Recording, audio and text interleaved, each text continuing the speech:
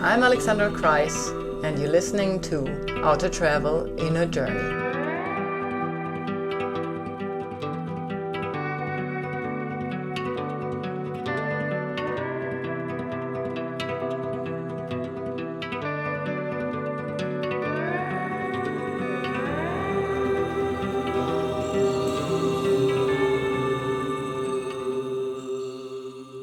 Welcome back to my podcast,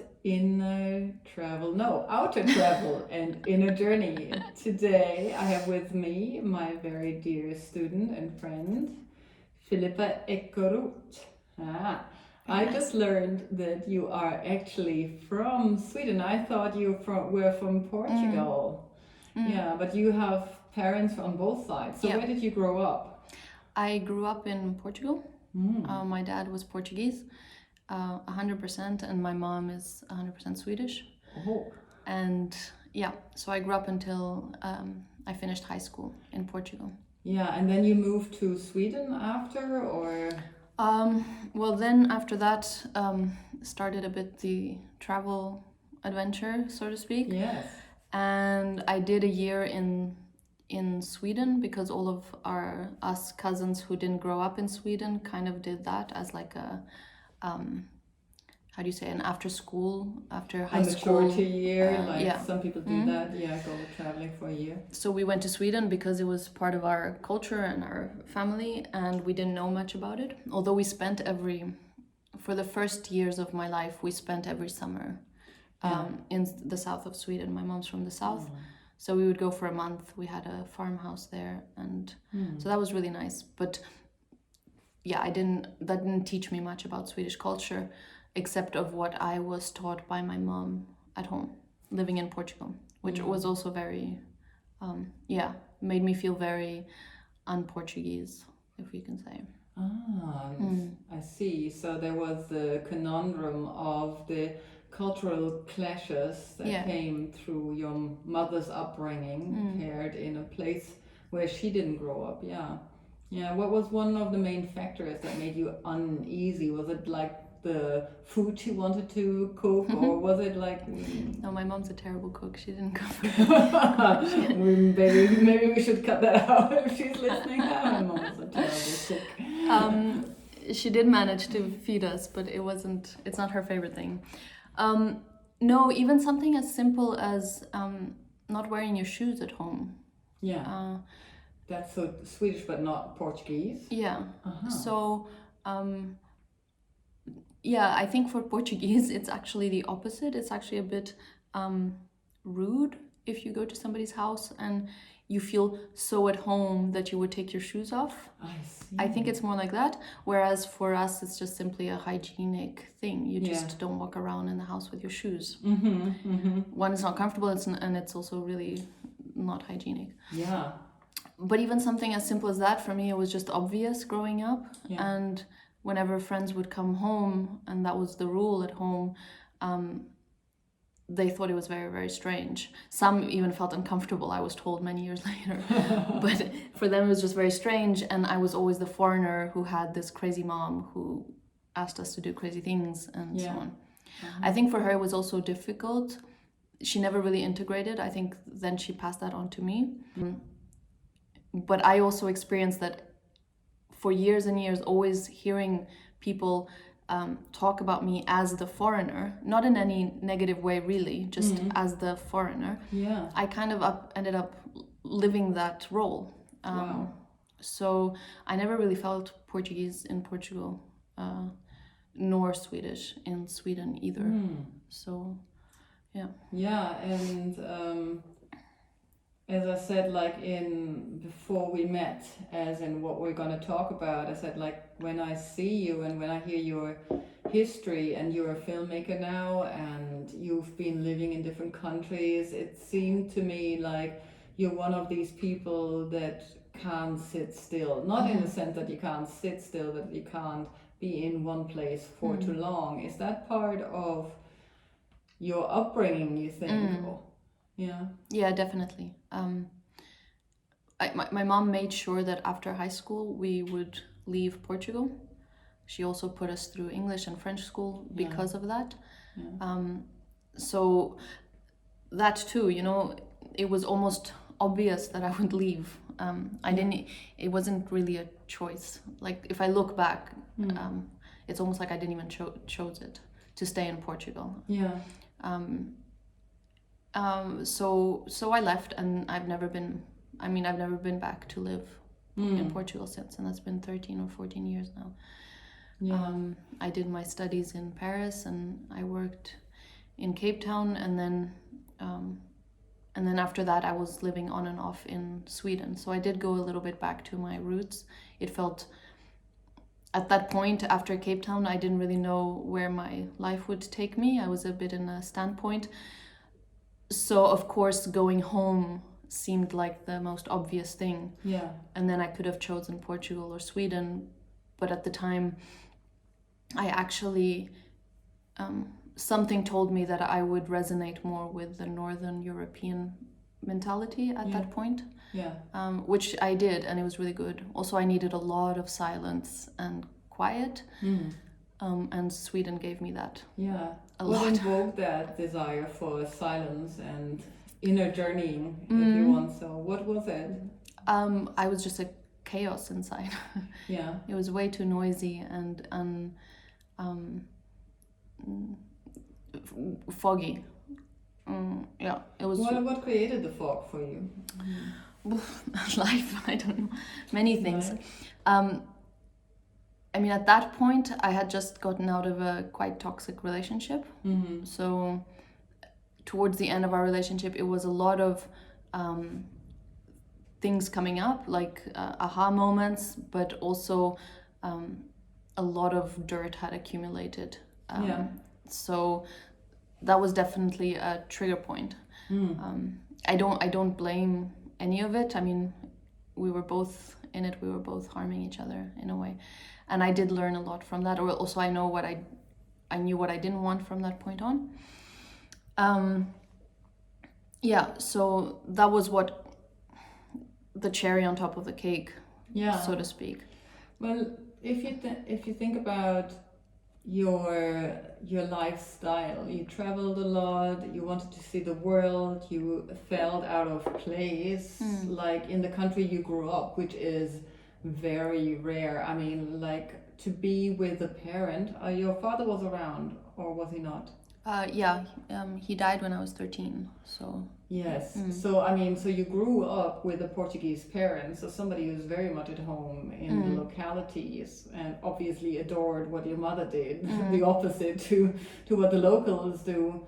And then kind of having to free yourself from that. I think a lot of us need to do that. A lot of us are inspired to move out of home if it's like so contrary, we don't know whether we are one or the other. You know, in German we say neither fish nor meat, you know, so to speak. And then you came into seeking, but you don't see it as seeking, you see it as running away. Or what were you seeking really? Or how did you seek that? That's a very good question. Just to go back a bit, I do think that if my father would have lived on, I think I would have been rooted in the Portuguese culture more. My father was very, very social person. He loved to have friends around, and he knew a lot of people and so on. And when he died, I was just 13, so I wasn't really, I wasn't nurturing my space in society yet. I was just about to do that. So would he have been around during that crucial time of me finding my place in this society? I think I would have had much more Portuguese influence. Things would have been, I think, a bit different. But since I just had my mom who felt like a foreigner, I was then raised as a foreigner also by her. So that's one thing. But then she also inspired a lot to go out and explore. She did that herself, and to see other things. And then, so that was my curiosity to go and see the world. Also, we grew up, my mom's sister's husband, so my uncle, he worked in various countries in Africa. So since I'm 13, we would spend Christmas with them.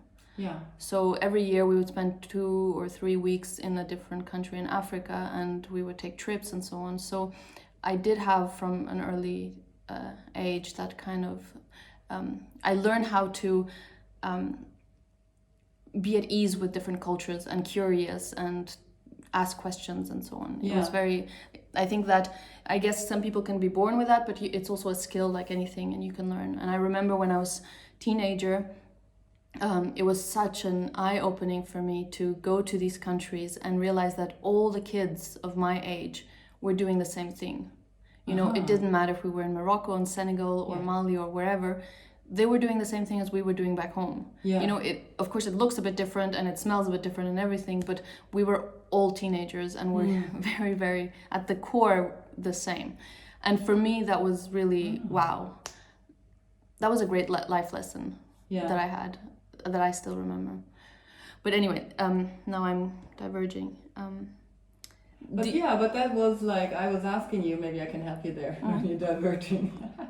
But to see that we're initially all the same, I mean, that's a huge insight for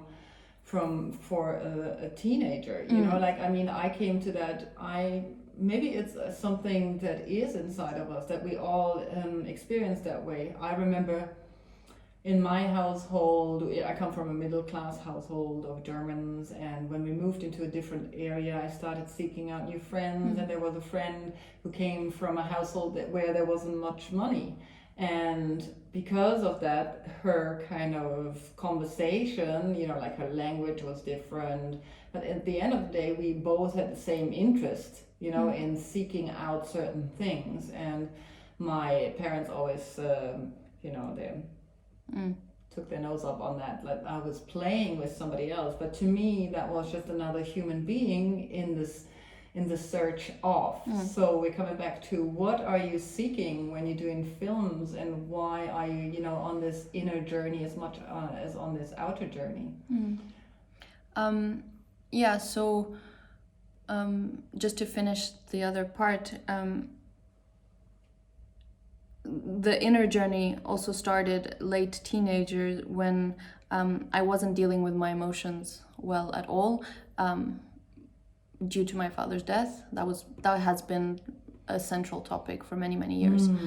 That, I think, has been the trigger for my search. And so my emotions were stifled. I didn't know how to talk about them, and I could feel inside that was going to lead me to, I don't know. For me, it felt, I remember clearly thinking in my mind, as somebody else was speaking to me, that if I didn't change, then I would die from the inside. It was very like, you need to do something about this. That said, it then took 10 years or more or I'm still in the path to the inner journey. But I have been doing a lot of self-destructive things and so on, so it's not like from one day to another like everything was going in a very exponentially high. It's been always up and down, and that's how it is. But that was the trigger, and that's how I started to little by little do things that I felt were going to be good for me. And for many years I didn't have a teacher, so everything was self-experimented, so a lot of mistakes also. But one thing was for sure, is that I knew that I needed human contact. I had been pushing away, and I basically hated everyone in a way. Like, so that was what I was looking for: human contact and so on, and learning from people. And that's how I took every opportunity to try and like look inside and see what was going on and so on. And film, I actually studied film, not because I wanted to study film. I moved to Paris because my brother was living there, and I hadn't lived with him for 5 years or something, and I missed him. So that's why I went to Paris. I went to Paris for my brother. We lived there together for almost 2 years. And in the beginning I was trying to figure out what I would study. And in this university, it was the most creative discipline. and so I started, and I ended up enjoying it because I could couple it a lot with anthropology, which I really, really enjoyed. And in the end, we made films too, although it wasn't, the practical side was very rudimentary still in the university, but we did make films and experiment with that. It was highly experimental, which was nice because it was a way to express. So for that, it was great. And then in the end, it was a lot of classes on philosophy of aesthetics, sociology, politics, because in the end, that's what we're doing in film. Also, we're telling stories, and for that, we need to understand the human endeavor and blah blah blah. But because I liked anthropology so much, and traveling, and I had such an easy time with different cultures, I always knew that documentary making would be more interesting for me. But then many years went by, and well, I worked a bit in film, and then I quit. I didn't think I was ready to tell any story. Everything was still very messy inside of me, until very recently, but I see that even from then there was already a seed planting into what it is that I need to talk about. Yeah. And it's becoming more and more clear, and it's awakening in me again this very exciting new path, new phase of my life, I think. So yeah, in the beginning I used film as an expression, mostly more artistic, and now it's shaping itself into something more concrete and something that I can also give to other people. Because before it was mostly done for me, by me, for me, it was... What did it give you? A reflection on the world that you move in, or what was it? Back then? Yeah. No, mostly about me. I was very egocentrical. Yeah. I was still very much in my inner self-discovery. Yeah. It didn't translate only about me talking about me. It wasn't egocentric in the sense that everything is my face. But like I remember one of a small documentary I made was, at the time I was reading a lot of Castaneda and Don Juan and so on, and that resonated with me a lot because they also do huge inner journeys in very, very mysterious ways, and I've always had a fascination for the mysterious and things that I can't explain. I almost prefer to have things that I can't explain. So then I did a documentary in which I was doing a parallel between the shamanic journey and quantum physics. So sure, I was exploring the world outside, but always in relation to me. And I guess we always do that, where you can't really get away from yourself and your mind, everything is but mind. Although maybe there is a natural evolution of the individual, and it goes through phases, and maybe in your 20s it's a lot about exploring the world in a very egocentric way, always coming back to you, and then slowly, maybe hopefully you start to I don't know, be more compassionate, I guess, and incorporate more of the others, and you're not so needy of figuring out who you are. Maybe it's enough to just be. You don't have to figure out everything. I have been a long-standing friend of the art world. I never I've done everything. I tried to learn the guitar, to sing, to whatever, you name it. And I never kind of delved as deeply in as you or other people I know. My experience with art, and the tool as art is that we are looking through something to get a better view of the world. It's almost like we're zooming in to see a detail, and that detail might reflect how we function inside. Is that something that you feel resonates with you? Yeah. And then what I'm hearing in your search and in your endeavor of like, I want to be with me, and I want to do this work, and I want to be with humans. At the same time, it always means that we're one step away from being with ourselves, or being truly with somebody, because this emotional piece that you were talking about where you kind of shove away all your emotion is not really activated. It's kind of understood through the lens and through the interactions, but often not so activated. Yeah. Yeah. Am I saying that right? Yeah. I do have, like, I do feel like I have come a long way, and if you had met me in my early 20s, I was a completely different person. Yeah. I had a really nice in the end I said I didn't have any teachers, but we're all teachers of each other, I guess, and I really learned a lot from my friends at university. We were a very small but very tight group, and we spent a lot of time together, and we were also very physically touchy. Like we hugged a lot and we caressed and so on. And even that was almost one of the best healing processes that I had, especially coming out of my teenage, where I got close to people, but just enough that I would feel safe, and then I would back off, because getting too close would mean a lot of pain. Yeah, I do. And I don't mean that as a finger pointing. You should, and artists are like that. But I think a lot of people struggle with allowing a lot of, personal insight. And so I think we sometimes need a tool, an outside tool, to start looking, to use the same method to look inside. Do you feel that whatever you're investigating inside of you is formed through the lens and through filming and through these philosophies and encounters? No, not really. And then I don't think art has been a great way to express, and almost to be loud and wild a little bit, and just to let it be. And that has its own value, like a value of its own. But I wouldn't say that has been crucial for myself, for my inner journey. Then for me it has been much more within more spiritual practices of yoga and meditation, for instance.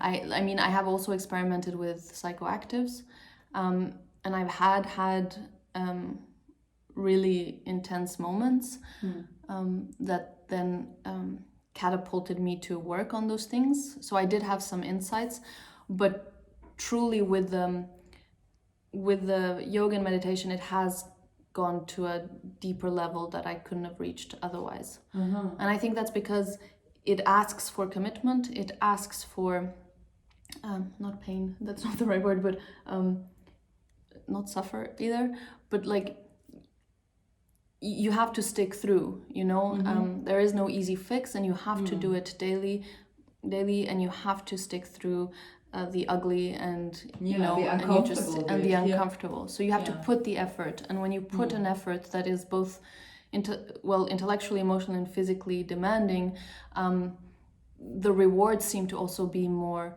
lasting. I'm not going to say forever, because I don't think anything lasts forever, and every sitting meditation is different. It's not like it ever gets like better. It just goes with how you are.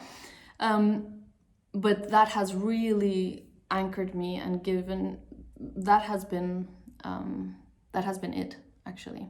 Not art so much. Art feeds a little bit, in a way it feeds the ego a little bit more. And I love it. It's great. But meditation and the philosophies around also yoga, but Zen and Tibetan Buddhism and so on, I really resonate with that. It's very practical, and it's very masculine.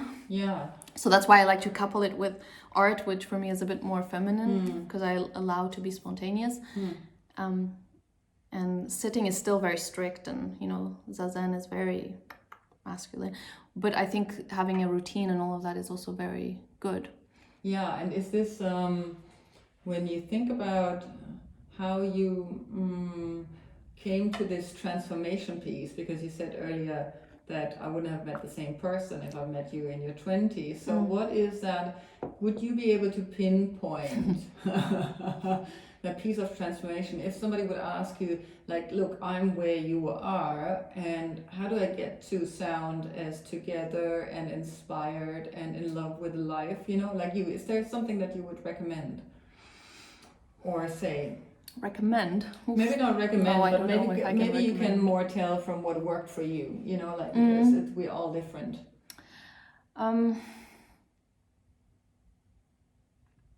That's a very difficult question. Because already for me it's hard to pinpoint the transformations, like I don't know if it's correct to say, even because I don't have a different life, so you know it's always but for instance I think the fact that my father died and then learning Buddhism, that has been a really good relationship, for instance, to learn how to not take myself and life too seriously. For instance, you know, I don't know, because when my father died, I became very rebellious, so a bit nihilistic in a way. And then with Buddhism, I learned how to take that. It's home. It's home. It's the dog. I learned how to take that nihilism and like I don't care kind of attitude to understanding how utterly important everything in life is, but also how unimportant it is, and how in ease, you know, like learn how to take ease from things and to live in ease. So that quality of non-attachment I needed to, that was a bit destructive in my early 20s, but I had it then already, which I don't know if a lot of people do in a normal life, or you know, or a more safe life. But you still have to do the work, so then I needed to learn how to transform that into a good way of non-attachment. Yeah, I like what you're saying about the that's very much an Ayurvedic way of living and looking at life. For me, it's like everything, or in tantric even, you know, like everything is here for a reason, so we just need to show up and be. On the other hand side, if we're being too much in one state, then it's becoming poisonous, you know, then it's not the remedy. And if you say you're becoming so rebellious and nihilistic, then it's a good thing to have. But when it becomes too much, obviously, then it's too much. And that's the same how you seek healing in Ayurveda, where you give up I need to give up something, the idea of I need to give up my rebellion, or I need to give up my loudness, I need to give up my voicing, but you need to give it up maybe in a way that it's not occupying your entire system the entire time. Yeah, it's more of a transformative. Sorry. No, go ahead. No, that's a little bit what we talked about as well. You know, like when you get into your travel pants, you know, we both like traveling. We both like traveling. That's why we're sitting here, the two of us, and that we have to be able to be traveling without any meaning to it. You know, like we can travel and explore the world, which is important to, you know, be as we are, and at the other hand, we can't just live in the continuous traveling, but we need to journey differently at times, where we kind of see what resonates and what not resonates. So the poisoning becomes the remedy, or the trying to run away from a scenario becomes more a jolt, you know. A lot of my transformative moments have come because I chose to switch location in order for my mind to switch attitude. Yeah, that's a really good point. Sometimes that really helps also, no? To physically move. for a purpose and not just to travel for leisure or so. Yeah. Yeah, I think that's a good point. I find that less and less in me, that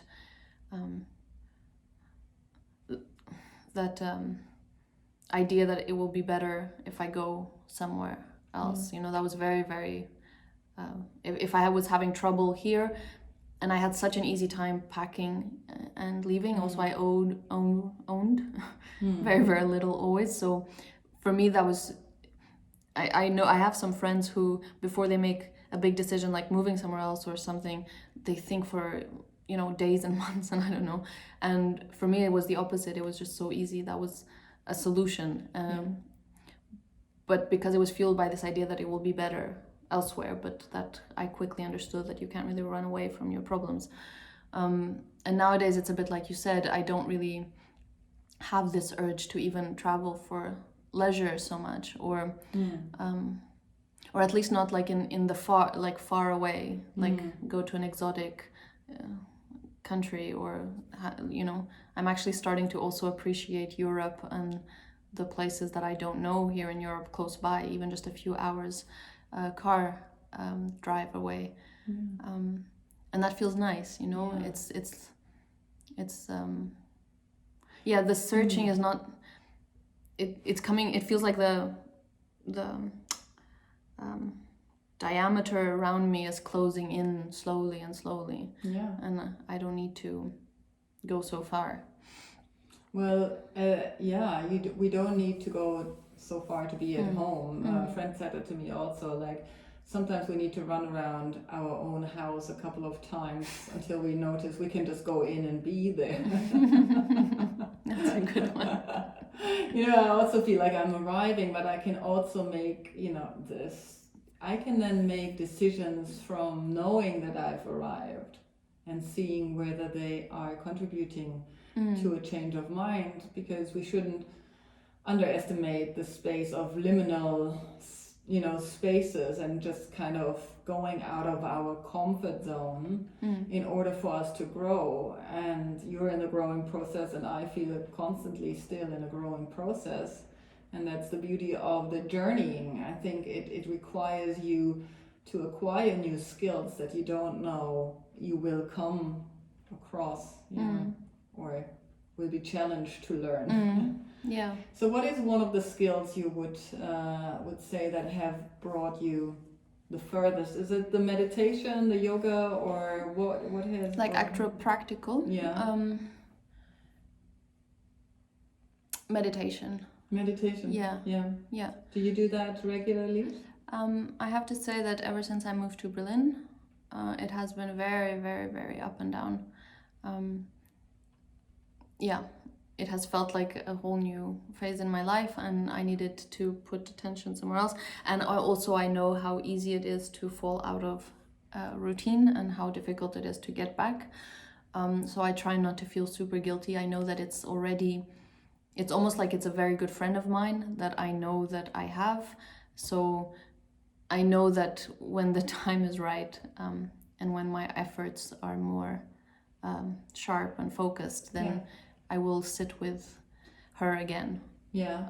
So it doesn't scare me. It's not something that I know is gone. So that's also a really nice feeling, to feel like it's my friend. But that has been for me, coupled of course with the philosophy, to put into words things that I have felt. But definitely the meditation has just allowed so much space to then just investigate in the waking life, you know? Yeah. It's not only good to just sit and meditate. You have to then go out into the world and put into practice what you've learned, no? Otherwise it doesn't make any sense. But it has definitely been, it's definitely been the practice that has most transformed me, I think, or supported me. Yeah, and raised your consciousness, which brings me to my last question. What are you working on currently? What can we expect to see from Filipa Ekeroth? Yeah, I am currently producing and directing a documentary film or a documentary series. We still haven't decided on the format. about sustainable fashion. We would not only be approaching themes on fashion, but also why is it that it is so hard for us to maintain a sustainable way of living, and so on and so forth. And if it's even, and to also have different ideas of people who think that if it's even possible that we reach any kind of like collective, global, sustainable way. And to hear if that has more to do with politics or the economy or a spirituality. Yeah. Maybe we're all just lacking a lot of spirituality. Yeah, I think when I hear, like conscious fashion, I think about what you said. We need to have space to think about what we really want. And so I feel intrigued about your documentary, like it can go in so many directions. So thank you all for tuning in today with me talking to Filipa Ekeroth, a filmmaker living currently in Berlin. And I'd say watch this space. She is coming. Thank you. Thank you for having me. Yeah, it's been a pleasure. If you enjoy listening to my podcast, please consider to become a patron at patreon.com/Alexandra Kreis and pledge your donation.